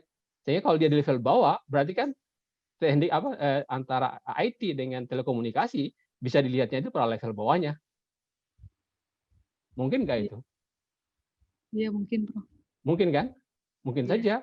Nah, kenapa tadi saya dibilang tadi itu karena dia di level bawahnya itulah sebenarnya yang paling sinkron untuk memetakan masuk langsung ke peta okupasi, gitu ya. Iya, Pak. Nah, itu saya kira hal seperti itu mungkin yang perlu disampaikan lagi lebih tajam, ya, sehingga misalkan saja apakah nanti SKKNI dari bidang lain juga masih perlu masuk, yang masuknya dari sisi mana. Saya kira itu sekedar tambahan dari saya dari pertanyaan-pertanyaan yang sudah disampaikan tadi. Saya kira saran-saran berikutnya saya kira nanti saya kira sudah diantisipasi waktu tertutup kemarin ya. Pertanyaan-pertanyaan tertutup sangat banyak sekali dan saudara sudah menjawabnya dengan bagus, tinggal dipoles dan ini sudah terakomodasi di disertasi yang Anda sampaikan pada sidang pada hari ini. Saya kira terima kasih Prof. Adang. Baik, terima kasih kepada Prof. Sarifudin ya. Jadi tadi tambahannya ya. Tentu saya di sini di GX1 kan powerful karena GPU-nya ya ada 8 card, satu cardnya 5.000 jadi total 40.000. Jadi pertanyaan tadi menggunakan 40.000 ini gimana nih kira-kira nih untuk tingkat efisiensinya. Oke, selanjutnya kepada Bapak Prof. Eri Prasetyo, dipersilakan. Terima kasih. Ya, nama ini ada di Ikhwan, ini saya lanjut ya untuk tidak menanyakan, cuman mungkin nanti dalam menuliskan ini mungkin perlu dijelaskan karena kan tadi yang dikatakan Profesor Sarif bahwa data yang dihasilkan dari Dewan itu untuk ukuran segitu ya lambat ya, belum cepat. Nah, mungkin perlu dijelaskan sebenarnya berapa prosesor yang dipakai. Kan kalau tidak salah Dewan itu 40.000 atau 40 prosesor. Nah, itu mungkin dijelaskan. Mungkin yang dipakai hanya satu prosesor atau berapa, ini kan nggak ada. Nah, ini perlu dijelaskan supaya tidak terkesan bahwa pakai superkomputer kok kecepatannya segitu begitu. Karena memang hanya dipakai sebagian. Jadi mungkin hanya single prosesor yang dipakai tadi yang dikatakan. Nah, ini perlu nanti diuraikan ya dalam disertasi ya untuk memperjelas. Karena ini nanti juga saya lihat di gambar 425 ini kan juga belum jelas ini grafik rasio waktu pelatihan D1 dengan E7 ini kan juga tidak terlihat juga yang D1 mana, yang E7. Nah, ini nanti mungkin dilihat lagi ya supaya lebih lebih clear begitu ya untuk pembaca ini bisa melihat oh memang kecepatan ini karena memang yang dipakai hanya single prosesor walaupun memang pakai mesin DX1 superkomputer. Nah, kemudian tadi bahwa okupasi yang sistem ya yang Anda kembangkan itu dinamis ya. Jadi tidak perlu manual lagi, nanti kalau ada perubahan, ada penambahan itu bisa otomatis ya. Betul, Prof. Ya, baik. Kemudian yang ada kritik sedikit adalah masalah di pustaka. Yang mungkin definisi ontologi ya memang awalnya tahun lama kan gitu ya. Tapi nanti ditambahkan. Oke lah itu dipakai, tapi ditambahkan ya pustaka yang lebih baru lagi. Karena ya tidak salah juga kalau kita pakai pustaka yang lama ya, karena itu memang definisi yang pertama kali. Mungkin kalau kita bicara teori graf juga buku tahun lama masih relevan dipakai kan gitu. Ya. Tapi harus ditambahkan pendamping buku yang baru kan itu. Mungkin supaya lebih bagus kan gitu. Kemudian yang terakhir adalah untuk promosi ini kan dalam disertasi ini perlu adanya suatu publikasi ya. Jadi seberapa jauh Anda sudah melakukan publikasi ini? Untuk publikasi saya sudah submit ke 2 paper, ke IJAIN dan ke JATID. Dan untuk HAKI sedang proses dan paten juga sedang proses. Ya, baik ya.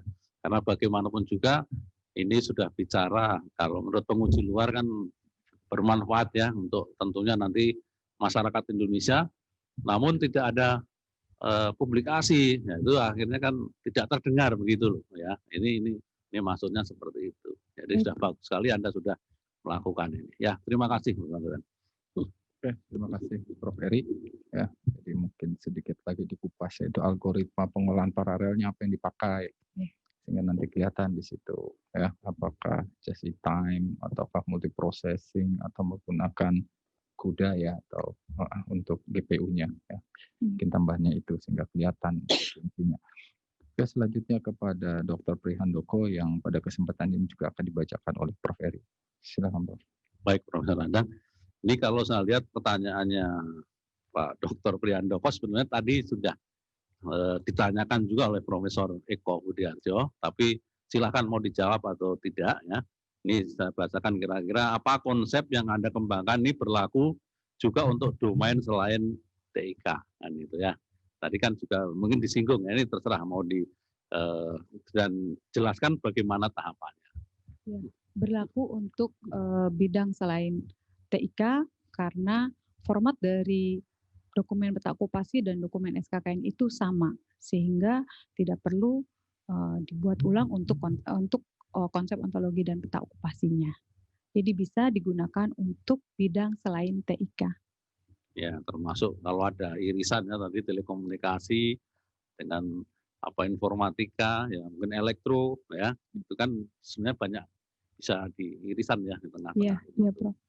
Yang kedua, siapa saja pengguna sistem yang Anda kembangkan ini dan apa manfaat yang diperoleh. Ini juga tadi sebenarnya juga sudah disinggung, tapi silakan mungkin diperjelas lagi. Yang bisa menggunakan sistem ini adalah tim perumus SKKNI dan peta okupasi, lalu lembaga sertifikasi, industri atau perusahaan, dan instansi pemerintah. Sehingga mungkin bisa dijadikan acuan untuk membuat informasi lowongan yang sesuai dengan yang sudah disahkan oleh pemerintah. Begitu juga untuk tim perumus SKKNI mungkin agar tidak terjadi pengulangan pembuatan SKKNI. Ya, baik, terima kasih Prof. Nadang. Terima kasih Prof. Eri. Selanjutnya adalah kepada Bapak Dr. Imade selaku co-promotor. Silakan Pak Made. Terima kasih. Mungkin saya tidak bertanya, tapi hanya sekedar sebagai closing. Natural language processing awalnya kita memakai pendekatan sintaktik jadi analytical, tetapi dengan adanya artificial intelligence sekarang kita bergantung pada kecepatan machine learning berapa dia bisa melakukan pembelajaran. Dan semakin banyak dia pelajari, maka dia menjadi lebih akurat. Jadi bottleneck-nya itu adalah kecepatan dari komputer untuk melakukan pembelajaran. Tadi seperti telah dipaparkan, perbandingan antara menggunakan mesin DGX dengan i7, Tetapi yang menarik di sini adalah bukan nilainya, tetapi tendensi. Ternyata semakin besar data yang di training, maka perbedaan antara DGX dengan mesin i7 dia makin besar. Jadi mungkin yang perlu dicoba apabila korpus makin besar, pasti dia akan jauh lebih cepat daripada i7 karena bebannya lebih besar.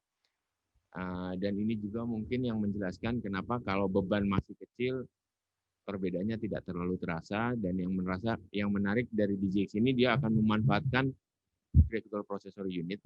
Ya tadi mungkin perlu ditambahkan ketika GPU-nya terlihat bekerja gitu. Karena kalau dia secara otomatis langsung dibuang perhitungannya ke GPU. Jadi ini memang suatu pendekatan dengan AI ini dalam natural language processing menjadi sedikit berbeda. Di sisi aplikatif mungkin artificial intelligence menjadi menarik. Kontribusi bidang AI itu bukan hanya algoritma, tetapi data. Jadi seperti diharapkan oleh penguji luar, data korpus ini sebaik mungkin tetap di-maintain dan tersedia di luar, bukan saja buat pembuat SKKNI, tetapi buat peneliti AI yang tertarik pada bidang ini, yang saya sebut bidang ini ada bagian besar dari manajemen talenta, akan menggunakan data yang telah dibuat pada penelitian ini untuk penelitian yang lebih lanjut lagi. Jadi bagi peneliti AI itu bukan saja algoritma, tapi ketersediaan data itu menjadi penting. Dan korpus yang tersedia online ini diharapkan bisa digunakan untuk lebih luas. Tentu saja memerlukan pengayaan-pengayaan tadi seperti telah disarankan, semakin besar data, semakin besarnya epoch dalam melakukan training, itu akan memperbaiki dari kinerja sistem. Terima kasih. Baik, terima kasih kepada Bapak Dr. Made. Ya. Jadi mungkin di sini sudah dijelaskan bahwasanya itu tadi ya, dalam pemrosesan paralel, kenapa dikit itu waktunya tidak terlalu ini, ya karena ada pos komunikasi ya intraproses dan interproses. Ya, jadi kalau dikit kan otomatis ya, karena dia mengirim data ya buat komunikasinya. Sedangkan kalau banyak tinggal istilahnya data itu dilempar ke lokal memori, ya sehingga intraproses dan interprosesnya itu jauh menjadi tidak terlalu berdampak. Baik, terima kasih sekali lagi ya. Dengan ini setelah selesainya tanya jawab, maka sidang ujian disertasi terbuka ini saya kembalikan kepada Ibu Rektor. Terima kasih. Ibu Rektor, dipersilakan. Baik, kepada saudara promotor yang telah memimpin sidang ujian terbuka dengan baik, saya ucapkan terima kasih. Dan selanjutnya sidang diskurs selama 15 menit untuk memberi kesempatan kepada para penguji menetapkan hasil.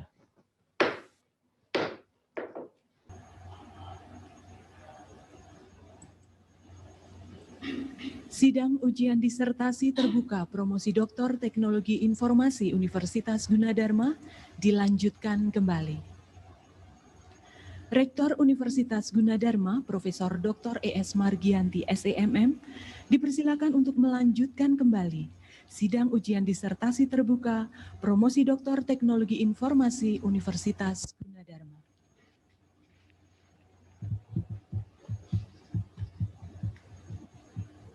Bismillahirrahmanirrahim. Dengan mengucap Bismillahirrahmanirrahim, skor sidang ujian disertasi terbuka promosi doktor saya nyatakan selesai dan sidang dilanjutkan kembali. Mars Universitas Gunadarma.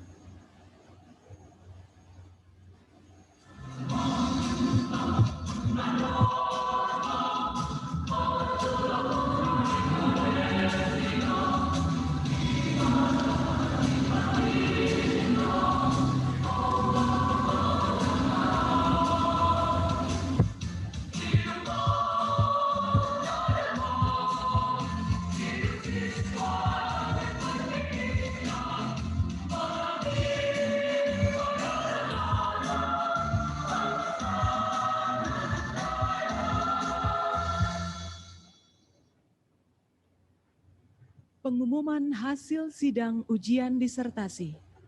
Promovenda dipersilakan berdiri.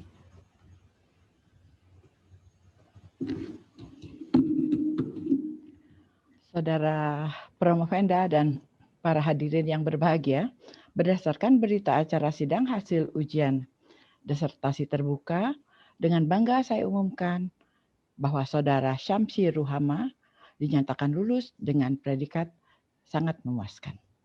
Terima kasih, Bu. Nama lengkap Saudara sekarang menjadi Dr. Syamsi Ruhama. Terima kasih.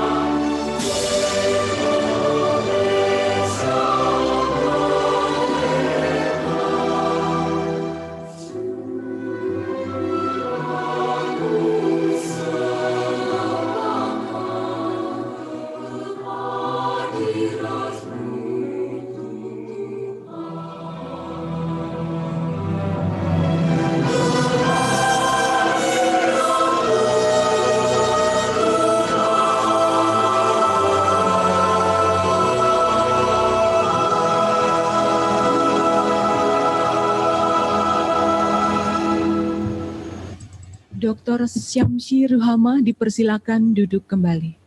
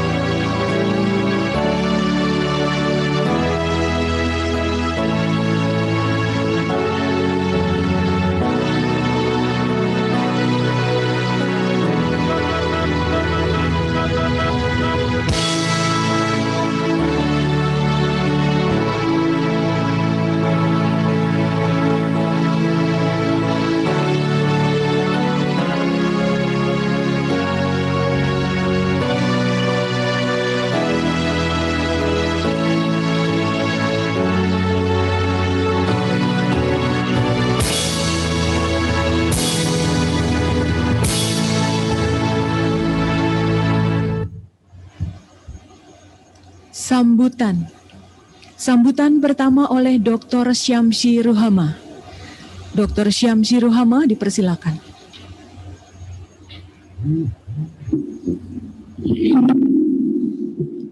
Assalamualaikum warahmatullahi wabarakatuh. Puji syukur kehadirat Allah Subhanahu wa Ta'ala yang telah melimpahkan rahmat dan kebahagiaan atas keberhasilan saya menempuh ujian disertasi terbuka pada pagi ini. Dari lubuk hati yang dalam dan dengan perasaan tulus, tidak ada kata lain yang dapat diucapkan kecuali ucapan terima kasih yang saya tujukan kepada Yayasan Pendidikan Gunadarma yang telah memberikan beasiswa studi di program Doktor Teknologi Universitas Gunadarma. Ibu Profesor Dr. E.S. Margianti SEMM, Rektor Universitas Gunadarma, dan Bapak Profesor Suryadi Harmanto SSI MMSI, Wakil Rektor 2 Universitas Gunadarma, yang telah memberikan kesempatan dan kepercayaan untuk melanjutkan studi di program Doktor Universitas Gunadarma dengan segala fasilitas yang disediakan, dukungan dan semangat serta kemudahan-kemudahan yang diberikan, sehingga proses perkuliahan, penelitian, dan penulisan disertasi dapat berjalan dengan baik. Bapak Profesor Bambang Suryawan, selaku Koordinator Program Pascasarjana Universitas Gunadarma, yang telah memberikan saran, dorongan, dan motivasi kepada penulis untuk menyelesaikan penelitian dan penulisan disertasi ini. Bapak Profesor Busono Surawirjo, Direktur Program Pascasarjana Doktor Universitas Gunadarma, yang telah memberikan bimbingan dan masukan hingga memperkaya disertasi ini. Bapak Profesor Dr. Saripudin Madenda dan Bapak Profesor Dr. Eri Prasetyo, Ketua dan Sekretaris Program Doktor Teknologi Informasi Universitas Gunadarma, yang telah memberikan arahan, motivasi, masukan, koreksi, dan saran dalam penulisan disertasi ini.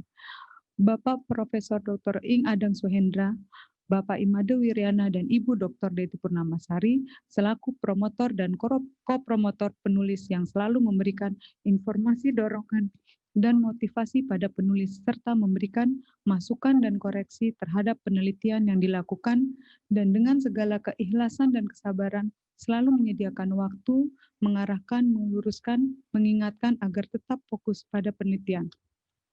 Bapak Profesor Eko Kuswardono Budiharjo sebagai penguji luar yang telah berkenan menguji disertasi ini dan memberikan koreksi serta saran yang bermanfaat kepada penulis untuk penyempurnaan disertasi ini. Bapak Ibu penguji dalam yang telah memberikan motivasi dan masukan pada penulisan disertasi ini menjadi lebih baik. Orang tua tercinta, Bapak Haji Tamami dan Ibu Haja Marwani, dengan kasih sayangnya dan doa terbaik selalu dipanjatkan kepada anak-anak yang tercinta. Teruntuk suami Varianto atas dukungan dan doanya sejak awal kesempatan kuliah datang hingga penelitian disertasi. Anakku Hibrizi Panglima Riansa dan Emery Muhammad Riansa sebagai penyemangat dan penghapus keletihan sekaligus motivasi terbesar bagi penyelesaian penulisan. Kedua, mertua tersayang penulis Bapak Nalir dan Ibu Nadiar, walaupun tidak dapat menyaksikan secara langsung, namun penulis yakin doa terbaik selalu dipanjatkan kepada anak dan menantu tercinta. Kakak-kakak dan adik tercinta Chandra Gunawan, Wiwi Utami, Puspa Sahara, Amal Komarani, Nagunarsih, Samsu Budiman, Muharni Nalir, Nasri Narir, Indah Masri, Sri Reviati, Harmen Narir, Madiarti, Agus Narir, atas doa dan dukungan yang diberikan kepada penulis. Teman-teman di Sekretariat Program Doktor Universitas Gunadarma yang turut membantu dalam penyelesaian administrasi disertasi ini. Rekan-rekan Program Doktor Teknologi Informasi Angkatan 17 yang selalu memberi semangat dan menemani untuk menyelesaikan studi ini. Seluruh rekan-rekan dan sahabat di Universitas Gunadarma dan semua pihak yang tidak dapat disebutkan satu persatu yang telah memberikan dukungan dan bantuan dalam menyelesaikan studi ini. Terima kasih atas dorongan semangat yang telah diberikan untuk mengabdikan ilmu pengetahuan yang diperoleh bagi kepentingan rakyat, bangsa, dan negara. Saya menyadari pula bahwa kebahagiaan ini membawa pula suatu kewajiban bagi saya untuk melaksanakannya.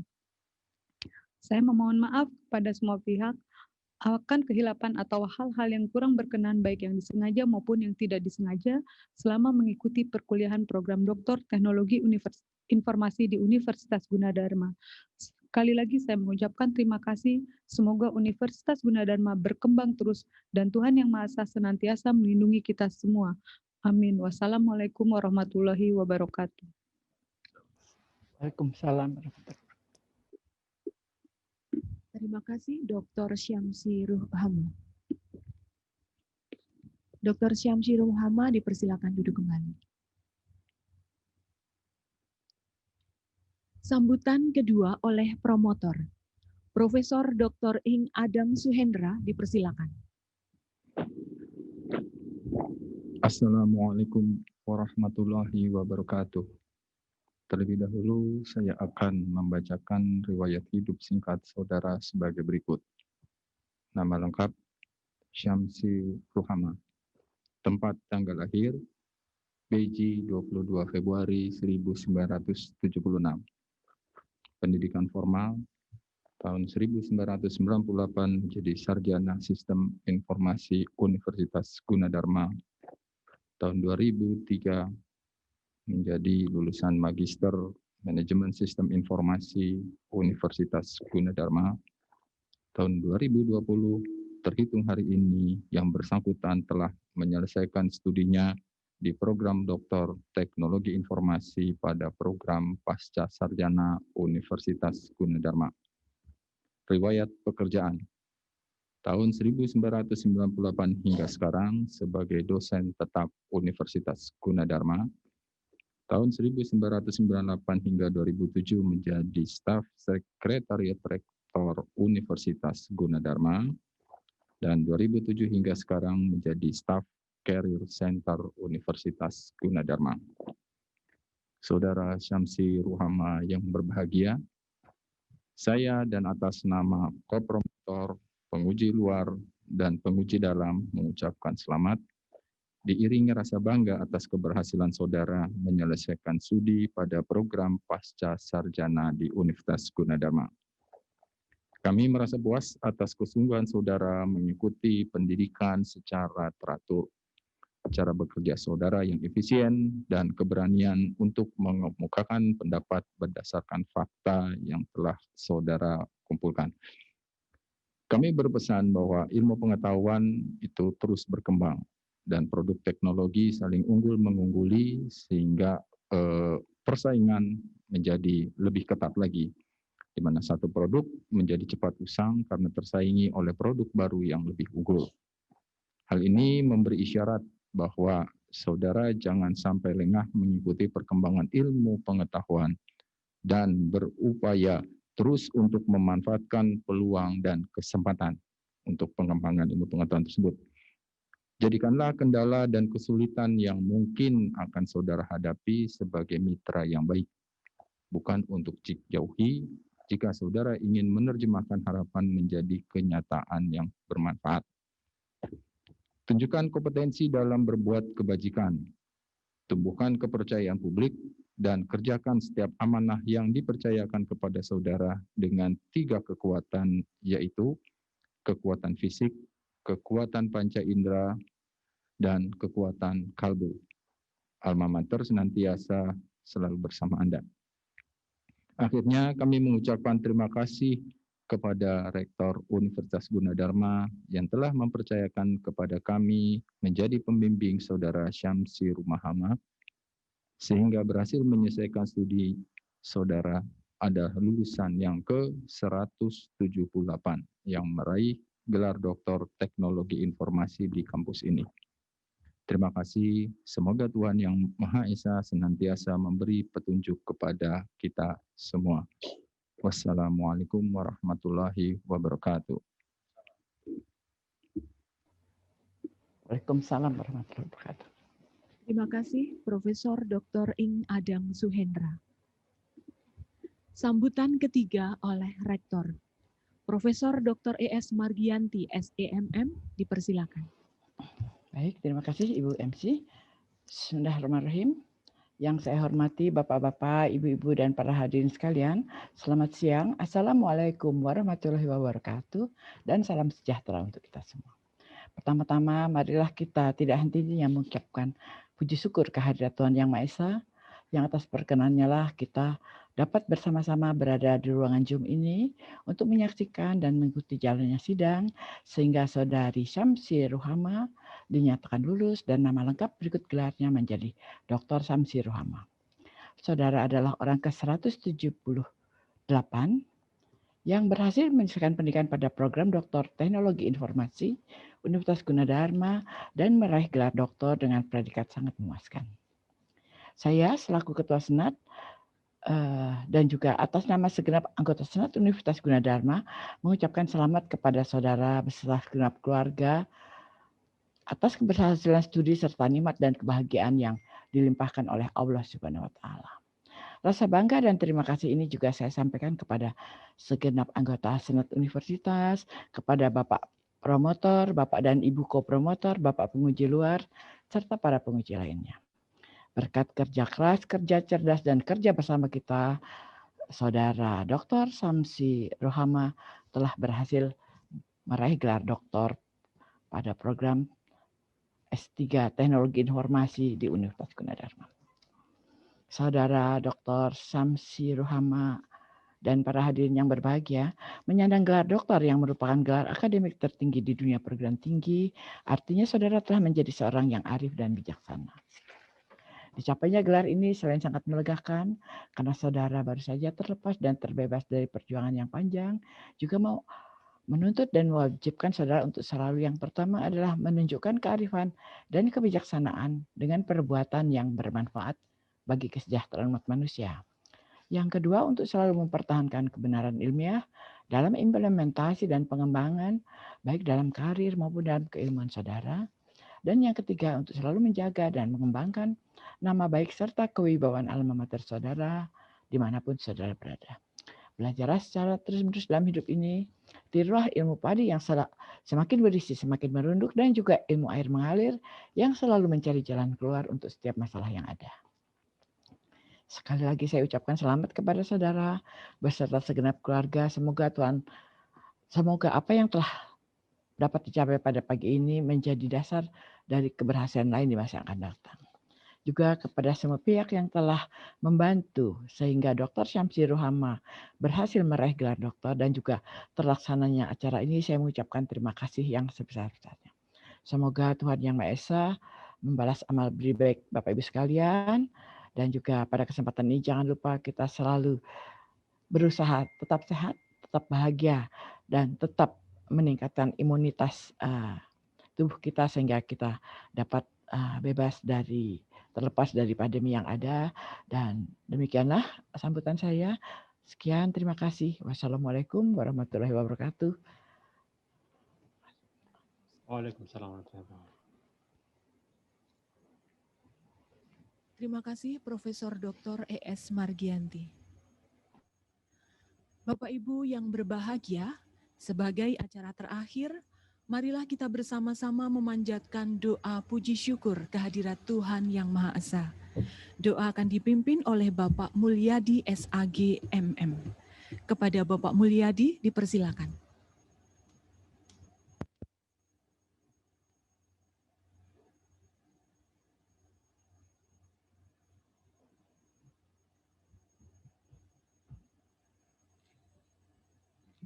Bismillahirrahmanirrahim. Assalamualaikum warahmatullahi wabarakatuh. Sebagai rasa syukur kita pada Allah Subhanahu wa taala, marilah kita sejenak menundukkan kepala dan mengangkat kedua tangan kita seraya kita berdoa kepadanya. Mudah-mudahan di hari yang penuh dengan keberkahan ini dan hari yang bahagia ini, kita semua yang hadir di tempat yang mulia ini senantiasa mendapatkan rahmat taufik hidayah dari Allah SWT. Amin ya rabbal alamin. Bismillahirrahmanirrahim. Rabbana ya karim ya rahman ya rahim. Allahumma sholli ala Muhammad wa ali Muhammad. Alhamdulillahil alamin. Hamdan syakirin, hamdan naimin. Hamdan yuwafi ni'amahu wa fi majidah. Ya rabbana lakal hamd kama yanbaghi. Allahumma sholli ala Muhammad wa ali Muhammad. Qulillahumma malikal mulki tu'ti mulka man tasa'u wa tanzi'ul mulka mimman tasa'u wa tu'izzu man tasa'u wa tuzillu man tasa'u biyadikal khair innaka ala kulli syai'in qadir. Allahumma ya Allah, Tuhan yang Maha Kuasa, dengan mengucapkan rasa syukur kehadirat-Mu, kami telah melaksanakan promosi Dr. Syamsi Ruhama dengan lancar dan penuh hikmah. Keberhasilan ini tidak terlepas dari dukungan dan dorongan kedua orang tua dan keluarga. Kami sadari ya Allah, keberhasilan dan kebanggaan ini Jangan membuat kami sombong dan lalai. Tuntunlah kami untuk senantiasa tawadu kepadamu. Masih banyak cita-cita dan harapan yang belum terwujud. Bimbinglah kami ya Allah, agar bisa melaksanakan Tridharma perguruan tinggi di Universitas Gunadarma. Rabbana firlana warhumna kama rabbayani shighara. Allahumma ya Allah ya Rahman ya Rahim. Ampunilah dosa-dosa kami, kedua orang tua, keluarga dan rekan-rekan kami. Berilah kesehatan kepada mereka yang selama ini telah memberikan semangat, perhatian, dukungan dan doa kepada kami dengan penuh kasih sayang, kesabaran dan keikhlasan. Ampuni pula dosa-dosa mereka ya Allah yang telah mendolimi kami. Semoga amal ibadah semasa hidupnya di dunia diterima di sisimu ya Allah. Allahumma ya Allah yang maha pengasih lagi maha penyayang. Berikan kekuatan dan keberkahan kepada para pemimpin dan seluruh staf Universitas Gunadarma sehingga dapat membawa Universitas Gunadarma menjadi kebanggaan bagi kami semua. Allahumma ya Allah yang maha bijaksana, jadikanlah pertemuan di tempat ini merupakan pertemuan yang Engkau rahmati dan ridhoi. Hilangkanlah kelelahan kejenuhan dalam diri kami, sehingga kami bisa memberikan yang terindah bagi keluarga dan kami semua. Engkau maha mendengar, Engkau maha mengetahui, Engkau maha mengabulkan. Kabulkanlah doa dan permohonan kami ini. Rabbana ya Allah atina fid dunya hasanah wa fil akhirati hasanah wa qina azabannar wadkhilna jannatal mabrar ya aziz ya ghafar ya rabbal alamin. Wa sallallahu sayyidina Muhammadin wa jama'in. Subhana rabbika rabbil izzati amma yasifun wa salamun ala mursalin walhamdulillahi rabbil alamin. Wassalamualaikum warahmatullahi wabarakatuh. Waalaikumsalam.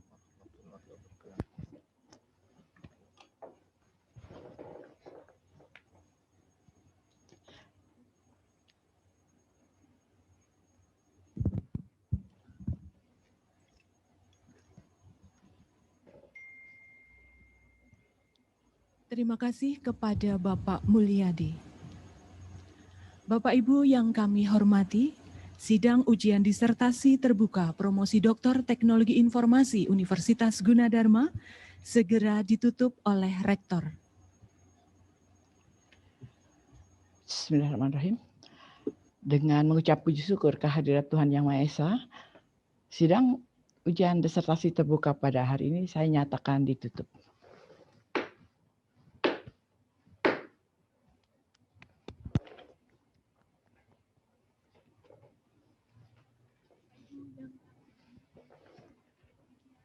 Rangkaian acara sidang ujian disertasi terbuka promosi Doktor Teknologi Informasi Universitas Gunadarma yang dilaksanakan dalam jaringan telah selesai.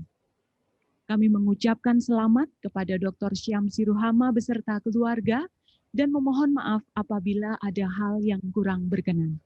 Terima kasih. Wassalamualaikum warahmatullahi wabarakatuh.